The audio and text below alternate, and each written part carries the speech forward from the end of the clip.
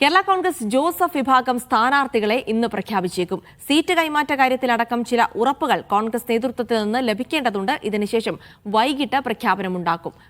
P J Joseph മത്സരിക്കില്ല എന്നാണ് സൂചന. പകരം തൊടുപുഴയിൽ മകൻ അപ്പു ജോസഫ് മത്സരിച്ചേക്കും. സിജോ വർഗീസ് വിവരങ്ങൾ നൽകും. സിജോ, പി ജെ ജോസഫ് മത്സരിക്കുമോ എന്നുള്ളതായിരുന്നു ചോദ്യം. അതെന്തായാലും ഉണ്ടാവില്ല എന്നുള്ള കാര്യം ഏതാണ്ട് തീരുമാനമായിരിക്കുന്നു. മകന് വേണ്ടി വഴിമാറി കൊടുക്കുന്നു. ഒപ്പം തന്നെ മറ്റ് സീറ്റുമായി ബന്ധപ്പെട്ട കാര്യങ്ങളിലൊക്കെ വലിയ തർക്കങ്ങളില്ലാതെ പരിഹരിക്കാൻ കഴിയും, പ്രഖ്യാപനത്തിലേക്ക് എത്താൻ കഴിയുമെന്നാണോ പി ജെ ജോസഫ് വിഭാഗത്തിന്റെ പ്രതീക്ഷ?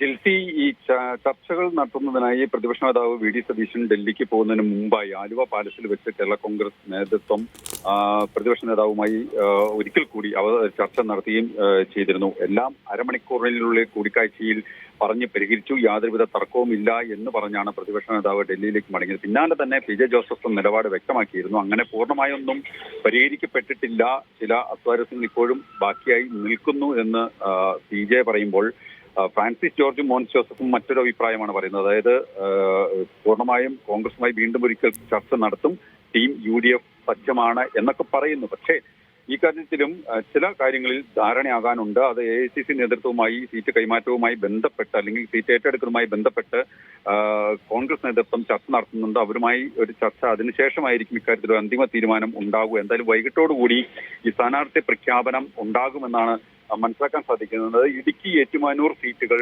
വിട്ടു നൽകാൻ കോൺഗ്രസിന് വിട്ടു നൽകാനുള്ള ഒരു ഏകദേശ ധാരണ ആയിട്ടുണ്ട് എന്നുള്ളതാണ് നമുക്ക് ലഭ്യമാവുന്ന വിവരം.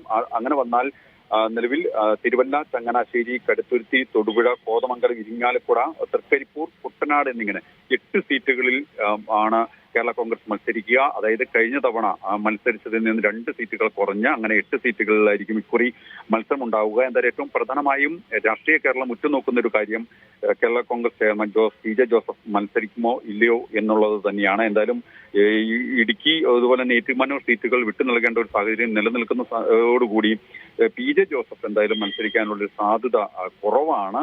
അങ്ങനെ വന്നാൽ തൊടുപുഴയിൽ ഒരുപക്ഷെ മകൻ അബു